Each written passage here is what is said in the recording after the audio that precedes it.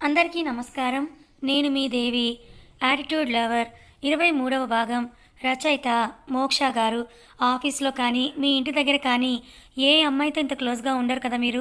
Even చిన్నప్పటి నుంచి మీతో తిరిగిన సత్యతోనే చలాకీగా మాట్లాడరు. మరి నా విషయంలో నేను తప్పు చేస్తే తిట్టేవారు. నాకు కష్టం వస్తే నా వెన్నంటే నిల్చునేవారు. ఆ రోజు ఆఫీస్‌లో ఆ హరి నా ఒంటి మీద చెయ్యి వేశాడనే వాడిని చంపినంత పని చేశారు. నన్ను కూల్ డ్రింక్స్ తాగనిచ్చేవారు కాదు. ఫాస్ట్ ఫుడ్స్ తిననిచ్చేవారు కాదు. ఎప్పుడైనా నేను కారులో ఆఫీస్‌కొస్తే ఇంటికి వెళ్ళేటప్పుడు సీట్ బెల్ట్ పెట్టి మరీ సాగనంపేవారు. మీరు చూపించిన ఈ కన్సర్న్‌కి క్లారిటీ ఇవ్వండి. అప్పుడు అప్పుడు వదిలేస్తాను మిమ్మల్ని. మీ ఊసు కూడా తీయకుండా నేను ఆదిత్యనే పెళ్లి చేసుకొని బుద్ధిగా కాపురం చేసుకుంటానంది Madhu. Madhu don't take too serious. ఇటు చూడు తన మొబైల్ తీసి చూపించి మీ అన్నయ్య కంపెనీ నుంచి నాకు నేనుగా క్విట్ అవుతున్నట్టు నా రిజిగ్నేషన్ లెటర్ అండ్ ఇది నేను వీసా నేను ఎంఎస్ చేయడానికి నెక్స్ట్ మంత్ కెనడా వెళ్తున్నాను. ఇంకా నా మీద ఎక్కువ ఆశలు పెట్టుకోకు. మేబీ మన ఇద్దరం కలుసుకోవడం ఇదే చివరిసారి కూడా కావచ్చు. గుడ్ బై అని అక్కడి నుంచి అర్జున్ వచ్చేశాడు. అమ్మాయిలతో సెల్ఫీలు తీసుకోవడం అయిపోయిన తర్వాత మధుని వెతుకుతూ అర్జున్తో ఏదో సీరియస్గా మాట్లాడుతూ ఉన్న మధుని చూసి ఏంటి మ్యాటర్ అంటూ అర్జున్ పక్కనే కూర్చున్నాడు. ఏమీ లేదు ఆదిత్య, అర్జున్ మన పెళ్ళికి ఉండనంటుంటే ఉండమని చెప్తున్నానంది మధు. ఆదిత్య కనపడకుండా తన కన్నీళ్ళు తుడుచుకొని రే నిజమా అని అర్జున్ అడిగాడు ఆదిత్య. అది కాదు అది నేను కెనడా అర్జున్ని మాట్లాడనివ్వకుండా నువ్వు కెనడా వెళ్తావో కేరళ వెళ్తావో ఏదైనా మా పెళ్లి తర్వాతే. అప్పటి వరకు నువ్వు హైదరాబాద్ పొలిమేర దాటినా నేను ఊరుకునేది లేదు చెప్తున్నా అంటున్న ఆదిత్యని చేపట్టుకొని రాకుండా ఎక్కడికి పోతారు కానీ ఇంటికి వెళ్దామా అంది మధు. అప్పుడైనా అన్నాడు ఆదిత్య. అప్పుడైనా ఏంటి ఆదిత్య, మనం బ్రేక్ఫాస్ట్ టైంకి వచ్చాం, ఇప్పుడు లంచ్ టైం కావస్తోంది అని అంది. అది కాదు, ఇది మన ఫస్ట్ డేట్ కదా మధు. నీతో చాలా చెప్పాలనుకున్నాను, చాలా టైం నీతో గడపాలని కూడా అనుకున్నాను. ఇప్పుడే ఇంటికి వెళ్తే అక్కడ మీ అన్నయ్య అని అంటూ గోళ్ళు గిలుతూ ఉన్న ఆదిత్యని చూసి తల తిప్పి అర్జున్ని ఓరగా చూస్తూ పెళ్లి చేసుకోవాలి అని అనుకుంటున్నాం కదా, కలిసి ఉండాలని అనుకుంటున్నాం. ఇంకా మనకి పూర్తి స్వేచ్ఛ వచ్చేసినట్టే. ఎప్పుడు కావాలంటే అప్పుడు మనం మీట్ అవ్వచ్చు కదా. రేపు మళ్ళీ ఇంకొకసారి మనం వేరే చోటికి వెళ్దాంలేండి కమ్ అని అంటూ ఆదిత్య చేతిని పెనవేసుకొని ఆదిత్యని అక్కడి నుంచి తీసుకువచ్చేసింది. ఇందాక నుంచి అర్జున్ మధుల మాటలు వింటున్న రాహుల్ మధు వెళ్ళాక టిష్యూ తీసుకొని అర్జున్ చేతికి ఇచ్చాడు.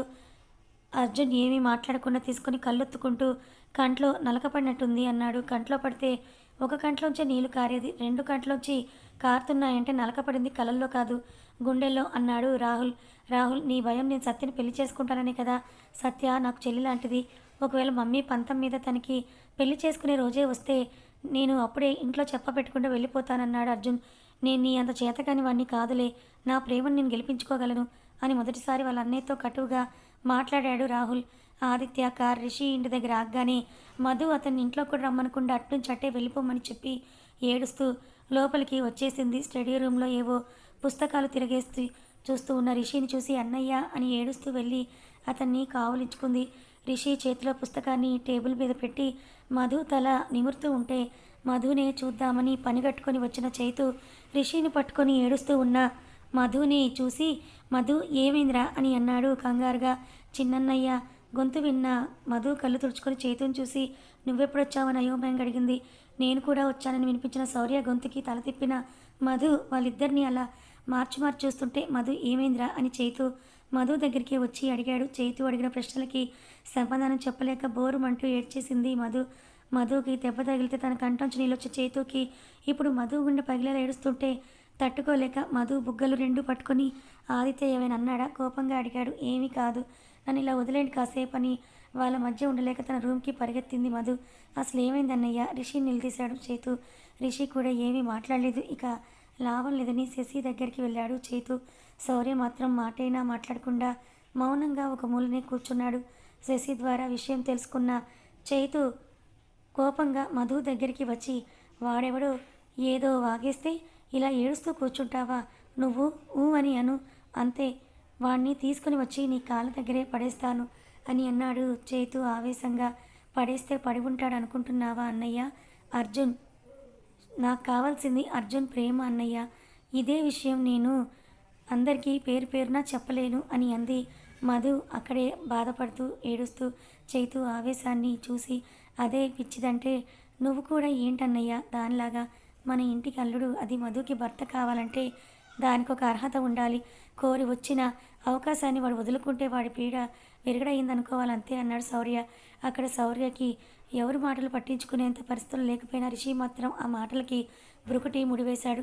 మరి ఇప్పుడు ఏం చేద్దామన్నయ్య? రిషిని అడిగాడు చేతు. ఇంకా చేసేదేముంది? మధు అంటే అర్జున్కి ఇష్టం లేనప్పుడు బలవంతంగా పెళ్లి చేయలేం కదా. ఇష్టపడిన వాడిని పెళ్లి చేసుకోవాలంటే సగానికి సగం మందికి పెళ్ళిళ్ళు అవ్వవన్నాడు.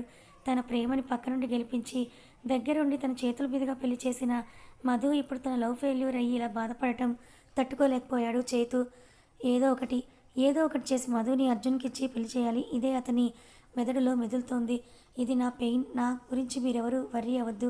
నా బాధ ఏదో నేనే భరిస్తానని వదిలేయండి అంది మధు. అలా ఎలా వదిలేస్తామంటున్న చేతుని రిషి మాట్లాడొద్దని కళ్ళతో వారించి లీవ్ హెర్ అలోన్ అని చెప్పి అందరినీ తీసుకుని బయటకు వచ్చేశాడు రిషి.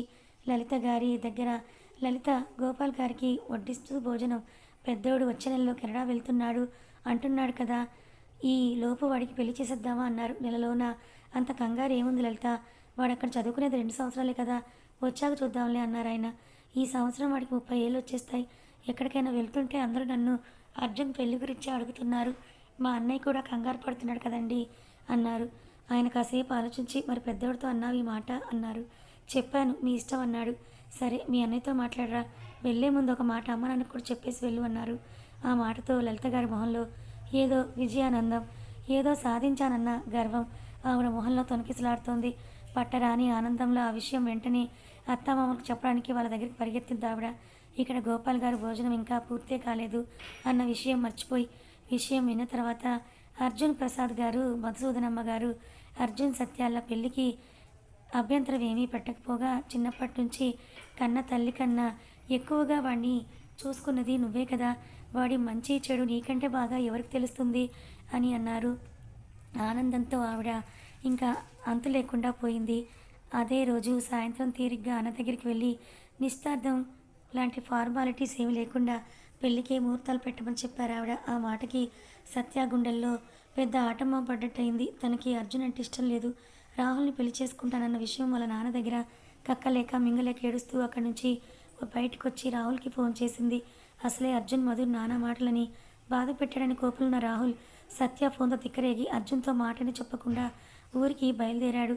మన ఇష్టానికి విలువ ఇవ్వలేనోళ్ళు మన కన్నోళ్ళే కాదు సత్య, అలాంటి వాళ్ళ కోసం నువ్వంటే ఇష్టం లేనోడు చేత మెడలో తాళి కట్టించుకోవడానికి సిద్ధపడిపోతున్నావా అన్నాడు రాహుల్.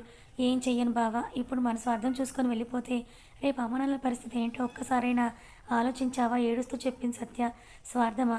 మన ప్రేమకి స్వార్థం అని పేరు పెట్టావా సత్య? నా ప్రేమ కంటే మీ అమ్మనాన్నల ప్రేమ ఎక్కువైపోయిందా నీకు? చిన్నప్పటి నుంచి వాళ్ళు నిన్ను ఎలా చూసుకున్నారో అంతకంటే ప్రేమగా నేను చూసుకున్నాను కదే అన్నాడు రాహుల్. బావా అలా అనొద్దు, నాకు భయం వేస్తుంది.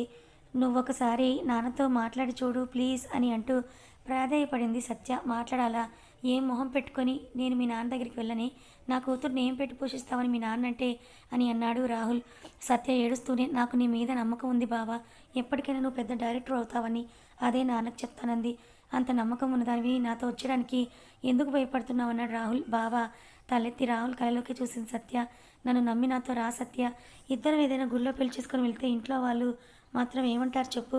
నరికి చంపేసే రాక్షసులైతే కాదు కదమ్మా, నా మాట విను సత్య ప్లీజ్ అని అంటూ బ్రతిమలాడాడు రాహుల్. సత్య తన కళ్ళు తుడుచుకొని రాహుల్ కళ్ళలోకి చూసింది. రాహుల్ కళ్ళల్లో సత్యకి ఏం కనిపించిందో ఏమో, వెంటనే అతని చెయ్యి పట్టుకుంది సత్య. రాహుల్ ఊరు వెళ్ళినట్టు తెలియని అర్జున్ రాహుల్ ఫోన్ కాల్కి ట్రై చేసి విసుగు ఎత్తి వాళ్ళ అమ్మకి కాల్ చేసి విషయం అంతా కూడా చెప్పాడు. తప్పిపోవడానికి వాడేవైనా చిన్నపిల్లోడా అర్జున్, వచ్చేస్తాడులే, ఎక్కడికో వెళ్ళి ఉంటాడు అని కాసేపటి తర్వాత మౌనం తర్వాత ఇప్పుడే మావయ్యతో మీ పెళ్లి గురించి మాట్లాడాను అర్జున్, ముహూర్తాలు పెట్టించమని చెప్పాను. త్వరలోనే మీ ఇద్దరికీ పెళ్ళి, నువ్వేమంటావు అన్నారు ఆవిడ. మీ ఇష్టం అని చెప్పాను కదా మమ్మీ, ఇంకేంటి?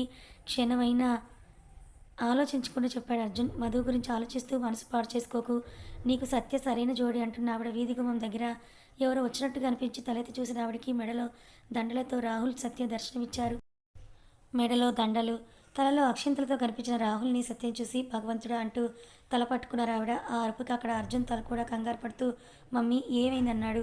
అర్జున్ నువ్వు ఉన్న ఫలంగా ఊరు బయలుదేరరా అర్జున్ సమాధానం కోసం కూడా చూడకుండా ఫోన్ పెట్టేసి ఏవండి ఏవండి అని పెద్ద పెద్ద అరుపులతో గోపాల్ గారిని పిలిచారు లలిత.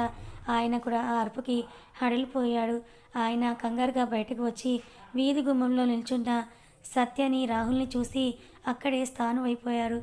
ఇంకా లలిత గారి సంగతి అయితే చెప్పనక్కర్లేదు. నిల్చున్న చోటే మనిషి నిల్చున్న దగ్గరే బిగుసుకుపోయారు ఆవిడ. వీళ్ళిద్దరి అరుపులకి అర్జున్ ప్రసాద్ గారు మధుసూదనమ్మ గారు కూడా వచ్చి ఏంట్రా ఆ అరుపులు అని అంటూ వచ్చిన వాళ్ళు గుమ్మంలో కొత్త జంటని చూసి వాళ్ళు కూడా షాక్ అయిపోయారు. ఇద్దరిని చూస్తూ అమ్మ నాన్న అరుపులు విని తేరుకున్న గోపాల్ గారు లలిత భుజంపై చేయి వేసి అయ్యిందేదో అయిపోయింది, ఇద్దరికీ దిష్టి తీసి లోపలికి తీసుకురా అన్నారు. రాహుల్ కేసు కోపంగా చూస్తూ లోపలిక వాళ్ళ నీడ కూడా నా మీద పట్టడానికి వీలేదు, వెళ్ళిపోమనండి ఇక్కడి నుంచి అని తెగేసి చెప్పారు లలిత. పిచ్చా నీకేమైనా, ఎలా అయితే నేను సత్య ఈ ఇంటి కొడలే అయ్యింది కదా, నీ కోరిక నెరవేరింది కదా ఇంకేంటన్నారు గోపాల్ గారు. ఇక్కడ పెద్దోడికి సత్యనిచ్చి పెళ్లి చేస్తానని చిన్నప్పటి నుంచి ఊరించి ఇప్పుడు అది ఇలా వాడికి నా మొహం ఎలా చూపించనండి, ఆ విషయాలన్నీ తర్వాత మాట్లాడుకోవచ్చు. వాళ్ళని అలా గుమ్మంలో నిలబెట్టడం సబబు కాదు, లోపలికి తీసుకురా అన్నారు మధుసూదనమ్మ గారు. ఈ విషయం మీ అందరికీ తెలియకనేమో, కానీ నాకు కాదు, పోనీ అర్జున్ విషయం వదిలేయండి. మా అన్నయ్య ఏ ఆధారం లేని వాడికి తన కూతురు పెళ్లి చేసుకుందంటే వాడు మాత్రం ఊడుకుంటాడా? వాడు వచ్చి ఏ గోల చేస్తాడో ఏంటో తలుచుకుంటేనే నాకు వణుకొచ్చేస్తుంది అని అంది లలిత. మీ అన్నయ్య వచ్చి ఏదైనా చేస్తే మనం ఊరుకుంటామా? ఎందుకలా భయపడుతున్నావు నువ్వు? వెళ్ళి వాళ్ళిద్దరిని లోపల తీసుకొనిరా అని అన్నారు గోపాల్ గారు. ఆ మాటకి నా వల్ల కాదండి అని అక్కడ ఉండలేక తన గదిలోకి వెళ్ళిపోయి తలుపేసుకుంది లలిత. వెళ్ళిన వంక నిస్సహాయంగా చూస్తున్న గోపాల్ గారిని చూసి మధుసూదనమ్మ గారు ఆయన భుజం మీద చేయి వేసి కళ్ళతో భరోసా ఇచ్చి పూజ గదిలోకి వెళ్లారు. ఎర్రనీళ్లతో ఇద్దరికీ దిష్టి తీసి లోపలికి తీసుకొచ్చారు. ఇద్దరు తప్పు చేసిన వాళ్ళలా తలుంచుకొని నిల్చున్నారు తప్ప ఏమీ మాట్లాడలేదు. విషయం తెలిసిన లలిత వాళ్ళ అన్నయ్య చక్రవర్తి పరుగు పరుగున ఇంటికి వచ్చారు. లోపలికి వెళ్తున్న వరండాలో కూర్చొని ఉన్న సత్యని రాహుల్ని చూసి కోపంతో ఊగిపోతూ సత్య దగ్గరికి వెళ్ళి తన చెంప చెల్లు అనిపించారు ఆయన. అప్పటికీ కోపం చల్లారక సత్య మీదకి వెళ్ళి చేయెత్తుతూ ఉంటే ఆ చెయ్యి గాల్లో ఉండగానే రాహుల్ ఆయన చెయ్యి సత్య మీద పడకుండా ఆపాడు. నిన్ను కొట్టే అర్హత లేదని వదిలేశాను, కానీ లేదంటే చంపేసి ఉండేవాడిని. రాహుల్పై కల్లెర్ర చేసి చూశాడు చక్రవర్తి. అంతవరకు వస్తే నేను అర్హత గురించి కూడా ఆలోచించని చెప్తున్నా అన్నాడు రాహుల్ అంతే పౌరుషంగా. రాహుల్ నువ్వు నోరువి, తప్పు చేసింది కాక ఇంకా ఎదురించి మాట్లాడుతున్నావా అని గోపాల్ గారు రాహుల్ని కసురుకొని చక్రవర్తి గారితో సత్యని చెల్లెలింటికి కోడలు చేయాలని అనుకున్నావు, అదే జరిగింది కదా ఇంకేంటి అని అన్నారు. నేను సత్యని ఇద్దామనుకుంది అర్జున్కి, కానీ నా ఒక్కగానొక్క కూతుర్ని పెళ్లి చేయకుండా ఇంట్లో అన్నా కూర్చోబెడతానేమో, కానీ ఇలా ఉద్యోగం సద్యోగం లేని వాడికి ఎలా కట్టబెడతాను? ఆ తాళి తెంచైనా దాన్ని ఇక్కడి నుంచి లాక్కుపోతానన్నాడు ఆయన ఆవేశంగా. నువ్వు తెంచితే నేను చూస్తూ ఊరుకుంటాను, నేను చంపైనా దాన్ని ఇక్కడి నుంచి తీసుకువెళ్ళిపోతాను. రాహుల్ నోట ఆ మాట పూర్తి కాకుండానే అతని చెంప చెల్లు కనిపించారు గోపాల్ గారు. ఆ గదిలో కాసేపు నిశ్శబ్దం. సత్య కంటి నుంచి నీటి చుక్క నేల జారిన చప్పుడు కూడా వినిపించేంత నిశ్శబ్దం. అప్పటి వరకు నోరు మెదపని అర్జున్ ప్రసాద్ గారు కూడా గొడవను సర్దు మణిగించడానికి చూశారు, కానీ చక్రవర్తిని మెప్పించడం ఆయన తరం కాలేదు. కాసేపటి వాదనల తర్వాత చక్రవర్తి అయితే ఆస్తంతా రాహుల్ పేరున రాయండి, అప్పుడే పెళ్లికి ఒప్పుకుంటానన్నాడు. గదిలో నుంచే తన అన్నగారి మాట విన్న లలిత లేచొచ్చి అర్జున్కి దక్కకుండా ఆస్తి రాహుల్ ఒక్కడి పేరు మీద రాయడానికి తను ఒప్పుకోలేదు. మిగతా వాళ్ళంతా కూడా అదే మాట మీద ఉన్నారు, కానీ అటు చక్రవర్తి గారు కూడా రాజీకి అస్సలు రావటం లేదు. చివరికి గోపాల్ గారే మెట్టు దిగక తప్పలేదు. ఆస్తి మొత్తం కూడా రాహుల్ పేరున రాయడానికి ఆయన ఒప్పుకున్నారు. అప్పటికి చక్రవర్తి శాంతించి మిగిలిన ఫార్మాలిటీస్ అన్నీ కూడా చూడటానికి ఇంటికి వెళ్తే ఆస్తి మొత్తం రాహుల్ ఒక్కడికే చెందడం ఇష్టం లేని లలిత గారు అక్కడే కూలబడిపోయి తలపట్టుకొని కూర్చున్నారు. అంతా వీడి వల్లే, నువ్వు అసలు పుట్టి ఉండకపోయినా బాగుండేది కదరా అని ఆవిడ ఏడుస్తుంటే లలిత నువ్వు కూడా ఏంటమ్మా, వాడు మాత్రం నీ కొడుకు కాదా అన్నారు అర్జున్ ప్రసాద్ గారు. నేను వాడి ఆస్తే తీసుకున్నాను, నువ్వు తల్లి ప్రేమ తొక్క అని చెప్పి వాడికి ఏమి దూరం చేశావో తెలియదా అని వాళ్ళ అమ్మ నిలదీశాడు రాహుల్ తగిలింది సరిపోదా? గోపాల్ గారు కల్లెర చేసి లలిత లే, ఇంకా జరగాల్సింది చూడు అన్నారు. ఆ వాదనలో చివరికి చక్రవర్తిదే పైచేయి అయ్యింది. గోపాల్ గారు ఆస్తి రాహుల్ పేరును రాస్తానన్న తర్వాత కానీ వాళ్ళిద్దరు పెళ్లి మనస్ఫూర్తిగా అంగీకరించలేదు చక్రవర్తి. మిగతా పనులు, ఆస్తి రిజిస్ట్రేషన్ పనులు సంగతి చూడొద్దామని సత్యను అక్కడే వదిలేసి వెళ్ళిపోయాడు చక్రవర్తి. తెల్లవారేసరికి ఇంటికి వచ్చిన అర్జున్ ఆ రోజు టైంకి నిద్రలేని వాళ్ళంతా సందడిగా ఇల్లంతా తిరగడం, వరండాలో అక్కడక్కడ జల్లినట్టు ఉన్న అక్షింతలు చూడగానే అర్జున్కి ఏదో అనుమానం వచ్చి లోనికి చేతిలో లగేజ్ వదిలేసి లోపలికొచ్చి చూశాడు. లలిత గారు వాళ్ళ గదిలో పడుకొని ఎక్కెక్కి పడి ఏడవడం చూసి మమ్మీ అని ఆవిడ దగ్గరికి వెళ్ళి తన భుజం మీద చెయ్యి వేశాడు. అర్జున్ అని అర్జున్ని కనీసం చూడను కూడా చూడకుండా అతని చేతిని తాకి నా మొహం కూడా నీకు నేను చూపించలేనురా, నన్ను వదిలేరా ఇలా అని అన్నారు ఆవిడ ఏడుస్తూ. కథ కొనసాగుతుంది. మరి అర్జున్ మధుని పెళ్లి చేసుకోవడం ఇష్టం లేక లలిత ఏమైనా చేసిందా, అందుకే రాహుల్ అలా అన్నాడా? మరి ఇప్పుడు అర్జున్ పరిస్థితి ఏంటి? మధుని తన మాటలతో గాయపరిచాడు కదా, మరి ఇప్పుడు మధు ఆదిత్యని పెళ్లి చేసుకోబోతుంది. మరి అర్జున్ మధుని పెళ్లి చేసుకోవడానికి ఇప్పటికైనా లలిత ఒప్పుకుంటుందా? కానీ అక్కడ మధు మనసు విరిగిపోయింది. అర్జున్ని పెళ్లి చేసుకోవడానికి మధు ఒప్పుకుంటుందా లేదా తెలుసుకోవాలనుకుంటే ఛానల్ని ఫాలో అవ్వండి. కథ నచ్చితే లైక్ చేయండి. Thank you so much.